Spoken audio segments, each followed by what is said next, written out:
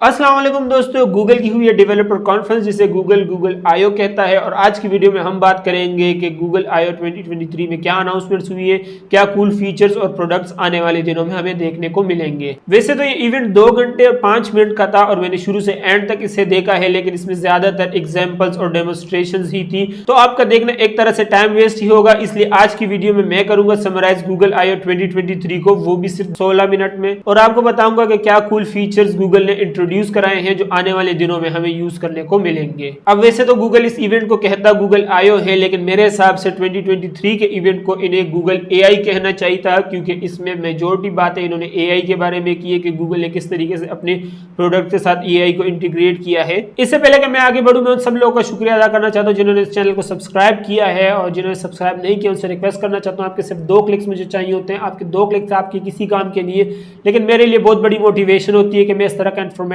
Content आप लोगों के लिए लाता रहूं। तो प्लीज चैनल को सब्सक्राइब कर लें और बेल आइकन पर क्लिक कर दें, ताकि जब मैं कोई नेक्स्ट वीडियो बनाऊं तो उसकी नोटिफिकेशन भी आपको मिल जाए। तो और टाइम ना ज़ाया करते हुए हम बढ़ते हैं अपनी पहली अपडेट की तरफ, जो कि है जीमेल से रिलेटेड। जीमेल एक ऐसी चीज है जिसे व्हाइट कॉलर और ब्लू कॉलर के जितने भी लोग हैं वो अपनी डेली लाइफ में रेगुलर बेसिस पर यूज करते हैं। तो मेरे हिसाब से ये अपडेट जो है ये हमारे लिए बहुत फायदेमंद होने वाली है। गूगल इंट्रोड्यूस करने वाला है जीमेल में जनरेटिव एआई को, जिसमें आपके पास ऑप्शन होगा जब आप ईमेल कंपोज करते हैं, तो आपके पास नया ऑप्शन इंट्रोड्यूस कराया जा रहा है जिसे गूगल ने नाम दिया है स्मार्ट कंपोज का, जिसमें आप एआई का इस्तेमाल करते हुए इजीली ही अपनी ईमेल कंपोज कर सकते हैं। और अगर आप रिप्लाई देने आते हैं तो रिप्लाई पर क्लिक करने के बाद आपके पास ऑप्शन होगा स्मार्ट रिप्लाई का। स्मार्ट रिप्लाई में जैसे ही आप क्लिक करेंगे तो जीमेल जनरेटिव एआई का इस्तेमाल करते हुए आपकी ईमेल को पढ़ेगा, और आपकी ईमेल को पढ़ने के बाद उसके लिए एक रिप्लाई जनरेट करेगा। और जब रिप्लाई जनरेट हो जाएगा तो आपके पास ऑप्शन होगा कि आप उसको पढ़ के डायरेक्ट सेंड करना चाहें तो डायरेक्ट सेंड कर सकते हैं, वरना आपके पास रिफाइंड रिप्लाई का ऑप्शन भी होगा, जिसमें आप जो है जो आंसर आपको जीमेल ने जनरेट करके दिए जनरेटिव एआई का इस्तेमाल करते हुए आप उसको चेंज कर सकते हैं, और उसको उस हिसाब से मूड दे सकते हैं कि आपने रिप्लाई किस मूड में देना है, किस स्टाइल में देना है, किस टोन में देना है। तो मेरे हिसाब से बहुत कूल फीचर होने वाला है, क्योंकि अब आपको जो है बैठ के 5-5, 10-10 मिनट, आधा घंटा बैठ के ईमेल्स के रिप्लाई नहीं लिखने पड़ेंगे और ना ईमेल्स कंपोज करनी पड़ेंगी। आपने बस 2 क्लिक करने हैं और 2 क्लिक करने पे ही आपकी ईमेल का रिप्लाई जनरेट हो जाएगा, और जनरेट होने के बाद आपने उसको पढ़ना है, आपको समझ आया ठीक है नहीं है ठीक, तो आप उसको रिफाइन भी कर सकते हैं और उसको अपने हिसाब से चेंज भी कर सकते हैं। अगली अनाउंसमेंट जो गूगल ने की है वो गूगल मैप्स के रिलेटेड है। अब अगर आपको पता हो कि गूगल का एक और प्रोडक्ट है जिसे गूगल स्ट्रीट व्यू कहता है, जिसमें आप दुनिया के किसी भी कोने में बैठकर अपने फोन या कंप्यूटर में कोई भी जगह 3D व्यू में इस तरीके से देख सकते हैं जिससे आप वहां पर खड़े हुए हो। स्ट्रीट व्यू के इसी चीज को गूगल मैप्स के साथ इंटीग्रेट करने वाला है। अब मैप में गूगल मैप्स में आपको ऑप्शन मिलेगा कि आप जब भी कोई रूट सेलेक्ट करते हैं एक जगह से दूसरी जगह जाने के लिए, तो आपके पास ऑप्शन होगा कि आप उसको स्ट्रीट व्यू स्टाइल में देखना चाहते हैं कि नहीं। आपको पूरा रूट ड्रॉ करके दिखाया जाएगा कि जिस रूट से आप जाने वाले हैं उसकी शेप क्या है, कहां पे आपको ट्रैफिक मिलेगा, कहां पे आपको जाम मिलेगा, कहां पे बारिश होने वाली है, कहां पे मौसम कैसा होगा। तो अगर आप लॉन्ग डिस्टेंस पे जाएंगे तो आपको पहले से ही पता चल रहा होगा कि इस जगह पे इस टाइम पे बारिश होने वाली है, तो आप उस रूट को चेंज कर सकेंगे।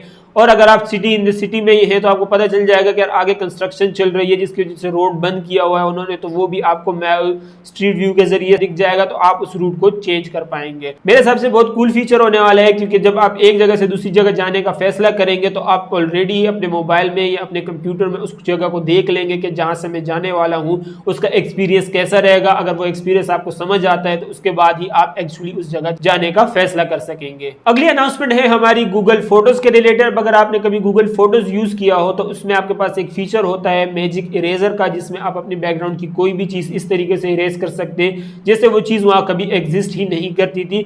अब गूगल इसी फीचर को चेंज करने वाला है और अब ये मैजिक इरेजर से मैजिक एडिटर बनने वाला है। अब मैजिक इरेजर में ये होता था कि आप कोई भी चीज अपनी बैकग्राउंड में जो नहीं चाहते कि ये हो उसको आप डिलीट कर सकते थे, और वो इस तरीके से लगती थी जैसे वो चीज कभी वहां एग्जिस्ट ही नहीं करती थी। अब मैजिक एडिटर में ये होगा कि आप अगर कोई तस्वीर खींचते हैं और आपको बाद में जाकर रियलाइज होता है कि तस्वीर में बेहतर तरीके से खींच सकता था, यहाँ में इस तरीके से खड़ा हो सकता था, यहाँ से इस तरीके की लाइटिंग आ सकती थी, पीछे ये चीज आ रही थी, ये मुझे हटानी चाहिए थी, ये चीज कट रही है, तो आप अब उस चीज को एडिट कर सकोगे एआई का इस्तेमाल करते हुए, और आप अपनी तस्वीर को उस तरीके से बना सकोगे बेहतर जिस तरीके से आप इमेजिन कर रहे हो। अगली चीज जो गूगल ने इंट्रोड्यूस कराई है वो है पाम 2, जो कि पाम का अपडेटेड वर्जन है। पाम यानी पाथवेज लैंग्वेज मॉडल, जिसे गूगल ने चैट GPT 3 के कंपटीशन में लॉन्च लॉन्च किया था, लेकिन OpenAI ने ChatGPT-3 की अपडेट GPT-4 लॉन्च कर दिया है। तो अब उसके कंपटीशन में गूगल ने पाम का नया वर्जन पाम 2 इंट्रोड्यूस कराया है। पाम 2 बेसिकली पाम का अपडेटेड वर्जन है। अब पाम 2 में दो तरह के मॉडल्स इंट्रोड्यूस कराए हैं गूगल ने, एक है सेक पाम 2 और एक है मेट पाम 2। सेक पाम 2 वो मॉडल है जिसमें सिक्योरिटी पे फोकस किया गया है कि किस तरीके से AI का इस्तेमाल करते हुए हम जो है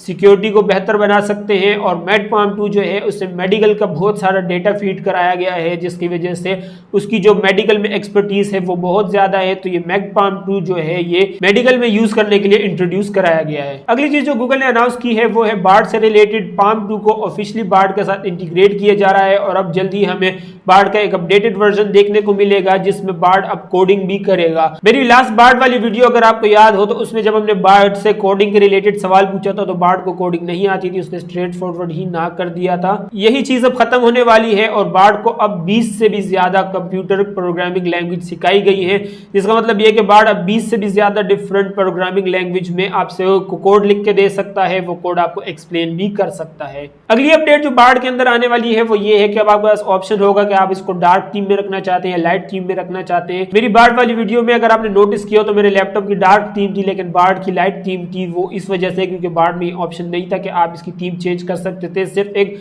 मैसेज करने का ही ऑप्शन था और आपके पास और कोई फीचर्स नहीं होते थे। अब गूगल ने ऑफिशियली बार्ड को पाम 2 के साथ इंटीग्रेट कर दिया है और बार्ड को अपने बाकी प्रोडक्ट्स के साथ भी इंटीग्रेट कर दिया है।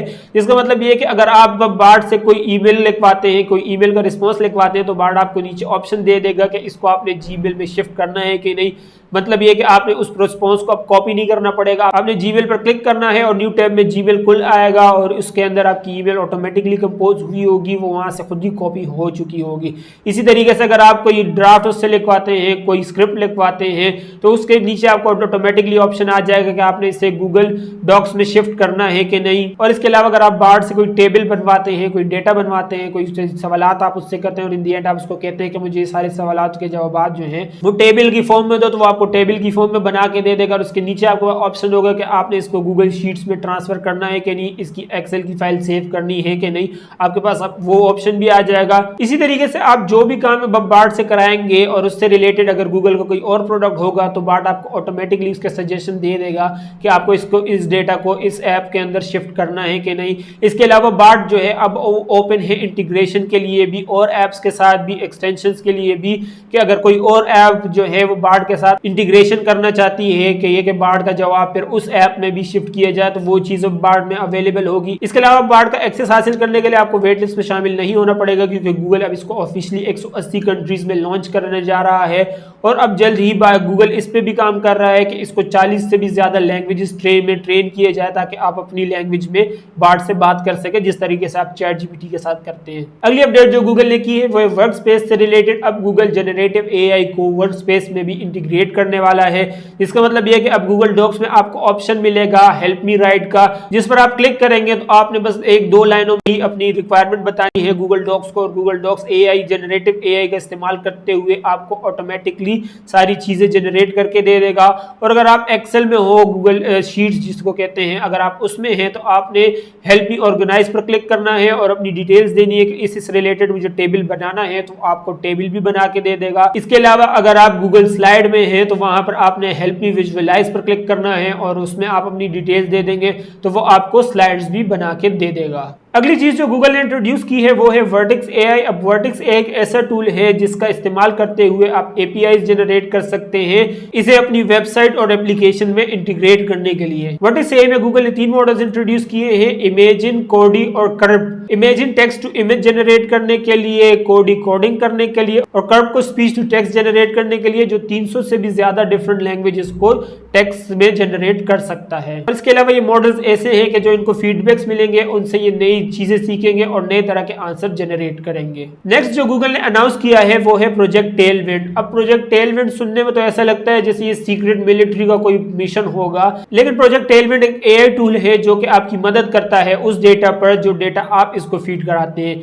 है ना थोड़ा सा ट्रिकी समझने में, तो सिंपल एग्जांपल से आपको समझाता हूँ। लेट्स सपोज आप एक डॉक्टर हैं और एक किसी पेशेंट का इलाज कर रहे हैं, आप प्रोजेक्ट टेलविंड को उस पेशेंट की सारी डिटेल दे देते हैं तो ये एआई का इस्तेमाल करते हुए आपकी मदद करता है इस तरीके से जैसे आपके सामने एक और डॉक्टर हो, एक और असिस्टेंट आपके सामने हो जो कि आपकी मदद कर रहा है उस पेशेंट का इलाज करने में, या फिर आप एक वकील हो जो कि एक केस पे काम कर रहे हैं, आप प्रोजेक्ट टेलमेंट को उस केस की सारी डिटेल दे देते हैं और फिर वो आपके साथ एक क्रिएटिव डिस्कशन करता है, आपको सजेशन देता है, आपकी हेल्प करता है, आपको आर्ग्यूमेंट्स जनरेट करके देता है कि आप किस तरीके से इस केस को जीत सकते हैं, किस तरीके से प्रोग्रेस कर सकते हैं, सिर्फ उसी डेटा पे बेस्ड जो डेटा आपने उसको फीड कराया। अगली चीज जो गूगल ने इंट्रोड्यूस की है वो है फाइंड माय डिवाइस ऐप के रिलेटेड, और इस चीज में गूगल ने एप्पल के साथ कोलैबोरेट किया है। अब आपको अगर पता हो तो गूगल एप्पल का एक प्रोडक्ट है जिसे एप्पल एयरटैग कहता है। अब उस प्रोडक्ट में क्या होता है कि उस प्रोडक्ट को के जरिए आप जो अपनी चीजों को ट्रैक कर सकते हैं। वो एक इतना सा बटन होता है, उस बटन को आपने अपने किसी भी प्रोडक्ट के साथ लगा देना है, अपने बैग में डाल देना है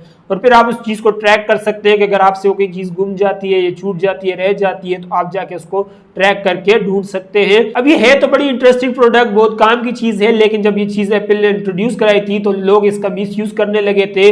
तो लोगों पर नजर रखने के लिए इसको यूज कर रहे थे, उनके बैग्स में डाल देते हैं, फिर देखते कि ये बंदा कहाँ जा रहा है, इन चीजों के लिए यूज किया जाने लगा और ये चीजें रिपोर्ट करी जाने लगी। तो एप्पल ने एक नई अपडेट लॉन्च की जिसमें ये था कि आप अपने आईफोन्स में देख सकते थे कि अगर आपके नजदीक कोई एयर टैग है, एक अननोन ट्रैकर डिवाइस है जो कि आपको ट्रैक कर रही है, तो आप इजीली उसको देख सकते थे और आपको पता चल जाता है कि कोई बंदा आपकी इजाजत के बगैर आपको ट्रैक कर रहा है, आप पर नजर रख रहा है और आप उसको रिपोर्ट कर सकते थे। अब यही चीज गूगल इंट्रोड्यूस करने वाला है कि अगर आपके इर्द गिर्द कोई ऐसे ट्रैकर डिवाइस है जो कोई अननोन ट्रैकिंग डिवाइस है जो कि आपको ट्रैक कर रही है तो गूगल आपको नोटिफिकेशन दे देगा, एंड्रॉइड आपको नोटिफिकेशन दे देगा कि अननोन ट्रैकर डिवाइस है जो आपको ट्रैक कर रही है, तो आप इसका जो करना चाहें। इसके अलावा गूगल ने एआई को अपने मैसेजेस के ऐप के साथ भी इंटीग्रेट कर दिया है, तो वो बेसिक सी डिटेल है, उसके हम डिटेल में नहीं जाएंगे। और इसके अलावा आपको कस्टमाइज लॉक स्क्रीन और अपने फोन को कस्टमाइज करने का ऑप्शन भी मिलेगा जो कि आईफोन ने पहले ही इंट्रोड्यूस किया है, जिसमें आप अपनी लॉक स्क्रीन को, होम स्क्रीन को कस्टमाइज कर सकते हैं, फोन चेंज कर सकते हैं, चीजें चेंज कर सकते हैं। तो ये चीज अब गूगल भी इंट्रोड्यूस करवाने वाला है अपनी पिक्सल की लाइनअप में।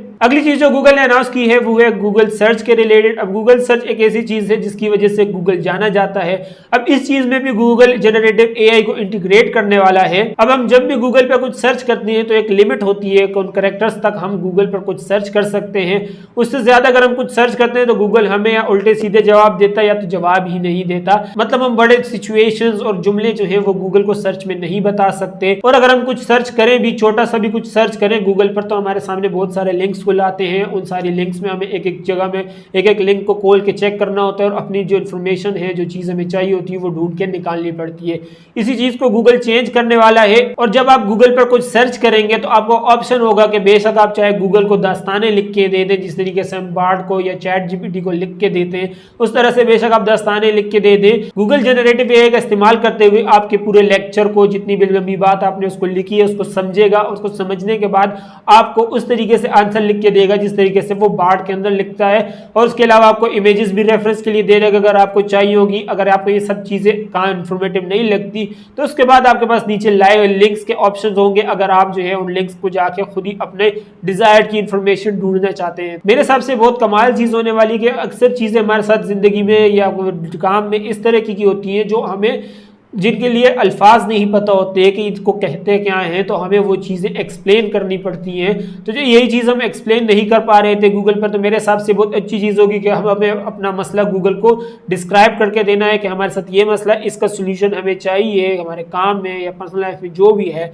अब गूगल जनरेटिव एआई का इस्तेमाल करते हुए हमारी बात को समझेगा और हमें उसके हिसाब से जवाब देगा, ना कि एक उल्टे सीधे रैंडम लिंक्स दे दे फिर उसमें हम बैठ के अपनी इंफॉर्मेशन ढूंढते रहें। अगली अपडेट जो है वो है गूगल के पिक्सल फोन्स के रिलेटेड कि गूगल के पिक्सल फोन्स जो अब नए जितने भी आने वाले हैं उन सब में ये जो गूगल की नई अपडेट्स आएंगी उसके मुताबिक अब गूगल पिक्सल में हर चीज में जनरेटिव एआई को घुसा दिया जाएगा। फिर चाहे वो प्ले स्टोर हो या फिर वॉलपेपर सेट करना हो, मैसेजेस करने हो, कोई चीज ढूंढनी हो, हर जगह पे आपके पास जनरेटिव एआई का ऑप्शन होगा कि आप एआई का इस्तेमाल करते वक्त अपने फोन को यूज कर सकेंगे और फोन को अपने हिसाब से कस्टमाइज कर सकेंगे। इसके अलावा फिजिकल प्रोडक्ट में जो गूगल ने लॉन्च किया है वो है पिक्सल 7a फोन जो गूगल ने अपना लॉन्च किया है। इसके अलावा गूगल ने अपना पहला फोल्डेबल फोन, अब फोल्डेबल फोन एक जमाने से हम देखते हुए आ रहे हैं, सैमसंग ने इसमें काफी इनोवेशन कर ली है, ओप्पो और वीवो ने अपने लॉन्च किए हैं और अब जो है गूगल ने भी अपना पिक्सल फोल्ड फोन जो है इंट्रोड्यूस करा दिया है। इसके अलावा गूगल ने जो है अपना टैबलेट इंट्रोड्यूस कराया, पिक्सल टैबलेट इंट्रोड्यूस कराया है। ये 3 फिजिकल प्रोडक्ट्स हैं जो गूगल ने गूगल आईओ 2023 में इंट्रोड्यूस कराए हैं। अब इनके बारे में मैं डिटेल में नहीं जाऊंगा क्योंकि आने वाले दिनों में इस पे आप बहुत सारी वीडियोस देख लेंगे और वही घिसी पिटी चीजें होती है, कैमरा, स्क्रीन वगैरह, तो इसमें बताने का मैं आपका टाइम जाया नहीं करना चाहूंगा। ठीक है दोस्तों, तो ये थी सारी अपडेट्स और अनाउंसमेंट गूगल आईओ 2023 के। आपको इन सारे प्रोडक्ट्स, अनाउंसमेंट्स और अपडेट्स में कौन सी चीज सबसे ज्यादा अच्छी लगी आप मुझे नीचे कमेंट सेक्शन में बता सकते हैं। आई होप वीडियो आपको इन्फॉर्मेटिव लगा होगा। मैं अपनी लिमिटेड नॉलेज के हिसाब से जितना अच्छा समझा सकता था मैंने समझाने की कोशिश की है। फिर भी आप लोगों को कोई मेरी बात समझ नहीं आई तो आप मुझे नीचे कमेंट सेक्शन में लिख के बता सकते हैं। मैं जितना जल्दी हो सके आपके सवाल का जवाब देने की कोशिश करूंगा। प्लीज वीडियो को लाइक कीजिए ताकि यूट्यूब के एल्गोरिदम को लगे वीडियो काम की और इससे ज्यादा लोगों तक पहुंचाया जा सके। चैनल पर तो प्लीज चैनल को सब्सक्राइब कर ले ताकि जब मैं इस तरह की कोई नेक्स्ट इन्फॉर्मेटिव वीडियो बनाऊं तो उसकी नोटिफिकेशन भी आपको मिल जाए। चैट जीपीटी का इस्तेमाल करते हुए आप अपनी एक्सेल की स्किल्स को किस तरीके से इंप्रूव कर सकते हैं उसके रिलेटेड वीडियो मेरी यहाँ है। बार्ट और बिंग में कौन बेस्ट है, कौन सा एआई टूल, कौन सा चैटबॉट आपको यूज करना चाहिए, उसके रिलेटेड वीडियो मेरी यहाँ है। सब्सक्राइब करने का बटन नीचे है। इस वीडियो में इतना ही। आपसे अगली वीडियो मुलाकात होगी। मैं उज़्ज़मान, अल्लाह हाफिज।